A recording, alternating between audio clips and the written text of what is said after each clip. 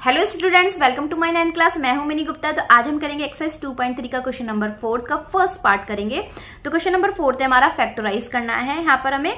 तो फैक्टराइज कैसे करेंगे, सबसे पहले हम ये जानेंगे कि हमें फैक्टराइज, मैंने आपको इससे प्रीवियस जो क्वेश्चन कराया था उसमें मैंने यूज करा था मिडिल स्प्लिट टर्म। ठीक है, मिडिल स्प्लिट टर्म का यूज आप तभी कर सकते हैं जब आपको क्वाड्रेटिक पॉलिनोमियल गिवन कर रखा हो। क्या ये क्वाड्रेटिक पॉलिनोमियल है? नहीं। लेकिन मैंने पहचाना कैसे कि ये क्वाड्रेटिक पॉलिनोमियल नहीं है? तो मैंने इस तरीके से पहचाना, मैंने यहाँ पर देखी पावर, जिसकी पावर हाईएस्ट 2 हो, जिसमें वेरिएबल की हाईएस्ट पावर 2 हो, x की पावर 2 हो, वहां पर हम मिडिल स्प्लिट टर्म का यूज करेंगे।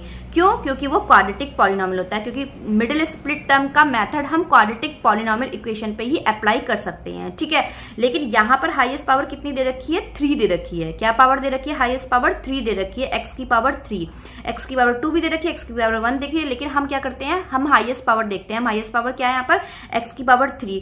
जिस पॉलिनोमियल इक्वेशन में हाईएस्ट पावर 3 है उसे हम बोलते हैं क्यूबिक पॉलिनोमियल। ठीक है, याद रखिएगा। तो ये क्वाड्रेटिक पॉलिनोमियल इक्वेशन नहीं है, क्योंकि यहाँ पर हाईएस्ट पावर 2 नहीं है, इसलिए यहाँ पर हम मिडिल स्प्लिट टर्म का यूज नहीं कर सकते हैं। यहाँ पर हम यूज करेंगे फैक्टराइज करने के लिए ग्रुप मेथड। ठीक है, अब मैं आपको ये बताने जा रही हूँ, जो मैं ग्रुप मेथड यूज करने जा रही हूँ ये आप तभी यूज कर सकते हैं जब ये क्वेश्चन आपका ऑब्जेक्टिव में आए या फिर कम मार्क्स में आए। ठीक है, तब आप इस मेथड का यूज कर सकते हैं। ठीक है, यही क्वेश्चन अगर आपका लॉन्ग क्वेश्चन में आ रहा है, ज्यादा नंबरों में आ रहा है, तो आप यहाँ पर लॉन्ग डिवीजन मेथड से करेंगे। ठीक है, तो सबसे पहले मैं आपको शॉर्ट मेथड बताने जा रही हूँ अगर ये ऑब्जेक्टिव में आया, फिर इसके बाद मैं आपको दूसरा मेथड बताऊंगी लॉन्ग डिवीजन, फिर मैं इसके बाद आपको लॉन्ग डिवीजन मेथड से बताऊंगी। ठीक है, तो शॉर्ट मेथड जो था वो उसको हम बोलते हैं ग्रुपिंग मेथड। हमें यहाँ पे क्या करना है, x³ minus 2x minus x plus 2 को क्या करेंगे, एक ग्रुप बना लेंगे। जैसे x³ माइनस 2x² का एक ग्रुप बना लिया और x प्लस 2 का एक ग्रुप बना लिया। ठीक है, अब हम देखेंगे स्टार्टिंग के जो 2 टर्म है x³ माइनस 2x² में से क्या कॉमन है, हमारा x² कॉमन है। यहाँ पर हम x² कॉमन ले लेंगे। ठीक है, तो यहाँ पर हमने x² कॉमन लिया तो क्या बचा अंदर, x माइनस 2 बचा। फिर अगले 2 टर्म्स में माइनस x प्लस 2 में हमारा क्या कॉमन है, कुछ भी कॉमन नहीं है, तो हमने 1 कॉमन ले लिया, माइनस का 1 कॉमन ले लिया, तो अंदर क्या बचा हमारा x माइनस 2 बना। यहाँ पर ध्यान से सुनिएगा, हमें ब्रैकेट सेम बनाने होते हैं। जैसे यहाँ पर x माइनस 2 और x माइनस 2 सेम ब्रैकेट बनाए हैं, इसी तरीके से हमें सेम ब्रैकेट बनाने होते हैं। अगर आपके सेम ब्रैकेट बाय चांस नहीं बन रहे हैं तो वहां पर भी आप ग्रुप मेथड आपका फेल हो जाएगा। ठीक है, वहां पर आप ये वाला मेथड यूज नहीं कर सकते हैं, ये भी आपको मैं बता देती हूँ, ये सबसे मोस्ट इंपॉर्टेंट बात है। ठीक है, अभी आगे क्वेश्चन ऐसे आएंगे जिसमें क्या होगा कि आपको लगेगा कि ग्रुप मेथड से हो जाएगा, लेकिन वहां पर क्या होता है, सेम ब्रैकेट नहीं बनता। तो अब क्या करेंगे, इन दोनों टर्म्स में हमारा x माइनस 2 कॉमन है, हमने x माइनस 2 कॉमन ले लिया और अंदर हमारा क्या बचा, x² माइनस 1 बचा।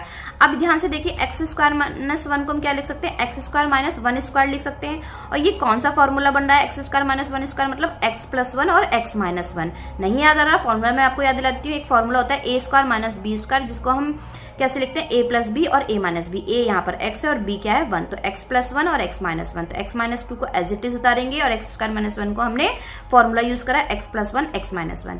ये हमारा आंसर है। देखा होगा आपने, ग्रुपिंग मेथड हमारा 3 लाइनों में निकल आया। तो इसीलिए मैंने कहा था अगर ये ऑब्जेक्टिव में आ रहा है, शॉर्ट ये 1 मार्क्स का आ रहा है, तो आप ये मेथड यूज कर लेंगे। लेकिन अगर यही क्वेश्चन आपका लॉन्ग क्वेश्चन में आ रहा है तो आप क्या यूज करेंगे, लॉन्ग डिवीजन मेथड का यूज करेंगे, जो अब मैं आपको बताने जा रही हूँ। ठीक है, चलते हैं इसी क्वेश्चन को सेकंड मेथड से करने के लिए। तो सेकंड मेथड हम कैसे करेंगे, हम सबसे पहले लेट कर लेंगे, इसको px के इक्वल मान लेंगे इस इक्वेशन को। क्यों px के इक्वल मान रहे हैं, क्योंकि बेसिकली px हमें रिप्रेजेंट करता है पॉलिनोमियल इक्वेशन को। ये एक हमारी पॉलिनोमियल इक्वेशन है, p फॉर पॉलिनोमियल, और x हमने इसलिए लिखा, px के साथ x इसलिए लिखा क्योंकि पूरी इक्वेशन जो है हमारी x वेरिएबल में, x अल्फाबेट में है, तो इसलिए हमने px लिखा। ये px हमें रिप्रेजेंट करता है इस पॉलिनोमियल इक्वेशन को। अब हम इसमें क्या देखेंगे, जो लास्ट वाला टर्म है कांस्टेंट टर्म 2, जिसके साथ कोई भी अल्फाबेट टर्म नहीं है, उसको हम देखेंगे 2। इस 2 को हम क्या करेंगे, हम देखेंगे कि ये किस किस की टेबल में आता है। तो आपको पता है 2 तो सिर्फ 1 की टेबल में आएगा और 2 की टेबल में आता है, और 2 किसी की भी टेबल में नहीं आता है। तो हमारे इस 2 के फैक्टर कौन कौन से हो गए, +1 -1 और +2 -2, निगेटिव पॉजिटिव दोनों लेने हैं। ठीक है, अब मैंने यहाँ पर फैक्टर क्यों निकाले, क्योंकि हम क्या करते हैं 1 बाय 1 इस नंबर को क्या करते हैं, पॉलिनोमियल इक्वेशन में रखते हैं, x के प्लेस पे रखते हैं। तो सबसे पहले हम +1 को रख के देखेंगे, सबसे पहले हम +1 को रख के देखेंगे, फिर उसके बाद -1 रख के देखेंगे, फिर उसके बाद +2 रख के देखेंगे, फिर -2 रख के देखेंगे। जिस भी नंबर से ये पॉलिनोमियल इक्वेशन हमारी 0 आएगी वो हमारा इस पॉलिनोमियल इक्वेशन का फैक्टर होगा। ठीक है, ध्यान से सुनिएगा, जिस भी नंबर को रखने से हमारा पॉलिनोमियल इक्वेशन 0 होता है वो इस पॉलिनोमियल का फैक्टर होगा। ठीक है, तो हम सबसे पहले क्या है, हमारा +1 है तो हम सबसे पहले +1 रखेंगे। तो जहां जहां x है वहां पे हमने 1 रख दिया। तो p1 = 1 का क्यूब -2, 1 का स्क्वायर -1 +2, 1 का क्यूब 1 होता है, 1 का स्क्वायर 1 होता है, तो 2 1 = 2 -1 +2। तो +2 से -2 कैंसिल हो जाएगा, +1 से -1 कैंसिल हो जाएगा, तो p1 क्या हो गया 0। अरे वाह, ये तो हमारा फर्स्ट में ही निकल गया 0, हमें आगे निकालने की जरूरत ही नहीं पड़ी। हमारा +1 रखने पर ही हमारा क्या आ गया, पॉलिनोमियल 0 आ गया। अब हमें आगे बढ़ने की जरूरत ही नहीं है। तो हम यहाँ पर क्या लिखेंगे, x = 1 रखने पर क्या हो गया, हमारा पॉलिनोमियल 0 हो गया। अब ध्यान से सुनिएगा, ये जो मैं लाइन लिखने जा रही हूँ इसको ध्यान से सुनिएगा। हम लिखेंगे x = 1 रखने पर हमारा पॉलिनोमियल 0 होता है। अब हम लिखेंगे x - 1 is a factor of px। अब आप कहोगे मैडम ये तो 1 रखने पर हमारा 0 आया था, ये x - 1 कैसे फैक्टर बन गया? फैक्टर तो 1 बनना चाहिए कि 1 is a factor of px। तो भाई x - 1 पहले हम क्या करते थे, x - 1 को 0 के इक्वेट रखते थे और फिर -1 को उधर जाके क्या करते थे, +1 करते। तो इस तरीके से तो हमारा x = 1 आता था। तो x = 1 को हमने कैसे लिखा, x - 1 करके लिखा। ठीक है, तो यहाँ पर x - 1 is a factor of px। तो यहाँ पर हमारा 1 रखने पर क्या आया, 0 हो गया पॉलिनोमियल। तो हमारा क्या हो गया, x - 1 को हमने 0 के इक्वल रखा, -1 उधर जाके +1 हो गया, तो x = 1 हमारा इस तरीके से आया था। तो हम इसको लिखेंगे इस तरीके से कि x - 1 is a factor of px। रुको भाई, अभी क्वेश्चन खत्म नहीं हुआ है, अभी और बाकी है, तभी तो इसको बोलते हैं लॉन्ग डिवीजन मेथड। ठीक है, तो लॉन्ग डिवीजन मेथड पे अब हम चलते हैं। मेनली लॉन्ग डिवीजन मेथड पे क्या करना है, ये जो हमारा x - 1 आया फैक्टर ऑफ px का, इसको हम डिवाइड करेंगे इस पॉलिनोमियल इक्वेशन में। सबसे मेन काम यही है, बहुत ही आसान है सुनने में। अगर आप ध्यान से हर चीज सुन रहे हैं, प्रैक्टिस में ला रहे हैं, तो ये बहुत ईजी है। बहुत से स्टूडेंट की शिकायत होती है कि बहुत टिपिकल लगता है मैडम, लेकिन ध्यान से सुनिएगा।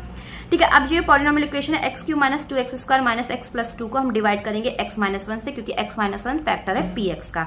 ध्यान से सुनिएगा, जो x - 1 का x है और पॉलिनोमियल का x³ है, इन दोनों को ध्यान से देखिएगा। अब हम इस x की मल्टीप्लाई ऐसे कौन से नंबर से करें कि हमें क्या मिल जाए, x³ मिल जाए। ठीक है, ध्यान से देखिएगा, हमने इसका फर्स्ट टर्म लिया और इसका फर्स्ट टर्म लिया, x - 1 का फर्स्ट टर्म लिया और x³ - 2x² - x + 2 का फर्स्ट टर्म लिया।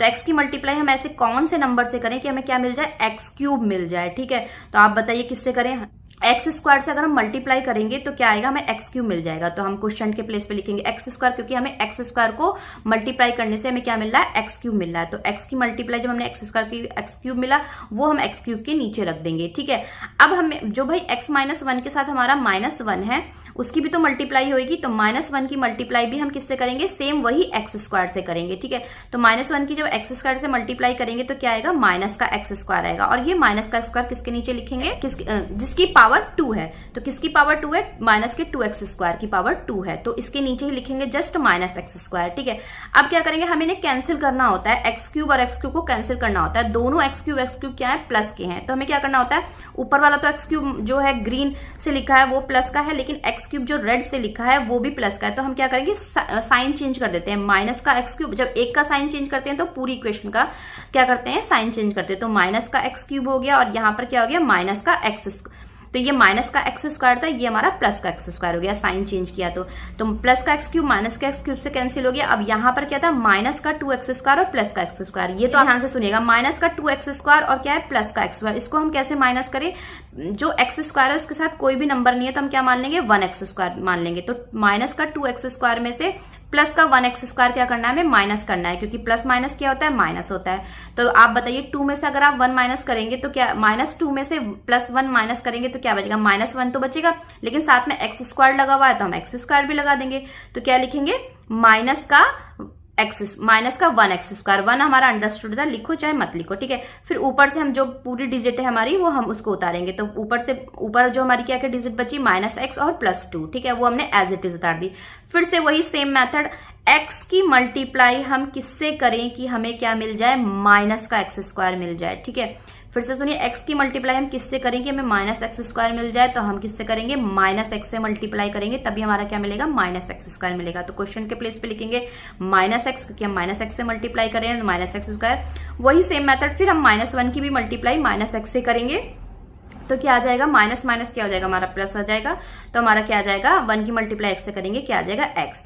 तो x की पावर 1 है तो हम उसी के नीचे लिखेंगे जिसकी पावर 1 होती है। ठीक है, तो -x के नीचे हम क्या लिखेंगे, प्लस एक्स लिख देंगे और फिर से साइन चेंज करेंगे। साइन हमने चेंज कर दिया, एक्स स्क्वायर से एक्स स्क्वायर कैंसिल हो गया, माइनस का एक्स और माइनस का एक्स कितना हो गया, माइनस का 1x और माइनस का 1x कितना हो गया, माइनस का 2x हो गया, प्लस का 2 एज इट इज उतारा। अब फिर से वही सेम मेथड, x की मल्टीप्लाई हम ऐसे कौन से नंबर से करें कि हमें क्या मिल जाए, माइनस का 2x मिल जाए। ठीक है, तो -2 से अगर हम मल्टीप्लाई करेंगे तो हमें क्या हो जाएगा, माइनस का 2x मिल जाएगा। तो हम क्वेश्चन के प्लेस पे -2 लिखेंगे। तो यहाँ पर x की मल्टीप्लाई हमने x -2 से करी, -2x मिल गया। अब वही सेम मेथड -1 की भी मल्टीप्लाई हम -2 से करेंगे तो कितना आ जाएगा, -1 की मल्टीप्लाई हमने -2 से करी, कितना आ गया, प्लस का 2 आ गया। तो साइन चेंज करा तो माइनस का 2x प्लस 2 के 2x से कैंसिल हो गया और प्लस का 2 माइनस के 2 से कैंसिल हो गया। तो रिमाइंडर क्या बचा हमारा, 0। ठीक है, ये हो गया हमारा डिवाइजर, ये इसको बोलते हैं क्वेश्चन, और रिमाइंडर हमारा 0 है। अब आपने प्रीवियस क्लास में ये फॉर्मूला पढ़ा होगा और मैंने आपको इंट्रोडक्शन की वीडियो में बताया था कि dividend is equal to divisor multiply question plus remainder. Divisor क्या था हमारा x-1, जिससे हम डिवाइड करते हैं उसे हम x माइनस डिवाइजर बोलते हैं, और जो हमारा आंसर आता है उसे हम क्वेश्चन बोलते हैं, और रिमाइंडर हमारा 0 है। तो हमने क्वेश्चन के प्लेस पे रख दिया x² माइनस x माइनस 2 और रिमाइंडर क्या था हमारा 0। अब x-1 को एज इट इज द्वारा, अब आप ध्यान से देखिए x² minus x minus 2, highest power कितनी जा रही है, x² minus x minus 2 equation में 2। तो ये हमारी क्वाड्रेटिक पॉलिनोमियल है, और क्वाड्रेटिक पॉलिनोमियल में हम क्या यूज करते हैं, मिडिल स्प्लिट टर्म का यूज करते हैं। और मिडिल स्प्लिट टर्म मैंने आपको डिटेल में प्रीवियस क्वेश्चन में बताया, तो आप वहां पर जाकर देख सकते हैं। यहाँ पर मैं आपको शॉर्ट बता रही हूँ, और फिर भी आपको समझ में नहीं आ रहा तो मुझे आप कमेंट बॉक्स में कमेंट करिए, मैं आपको इसे अलग से सिंपली आपको एक्सप्लेन करके बताऊंगी। ठीक है, तो यहाँ पर क्या करेंगे, x² माइनस x माइनस 2 में क्या करेंगे, हम मिडिल स्प्लिट टर्म का यूज करेंगे। तो क्या करते हैं, जो मिडिल टर्म होता है -x, उसको क्या करेंगे, स्प्लिट करेंगे -2x प्लस x में, -2 एज इट इज बता रहा। अब x-1 को एज इट इज लिखा, स्टार्टिंग में x कॉमन ले लिया, x माइनस 2 प्लस 1 कॉमन ले लिया, x माइनस 2। तो यहाँ पर क्या बचा हमारा, x-1 बचा, और इन दोनों टर्म में हमारा क्या कॉमन है, x-2 कॉमन, x-2 कॉमन ले लिया, और अंदर क्या बचा हमारा, x+1 बचा, तो हमने x+1 लिख दिया।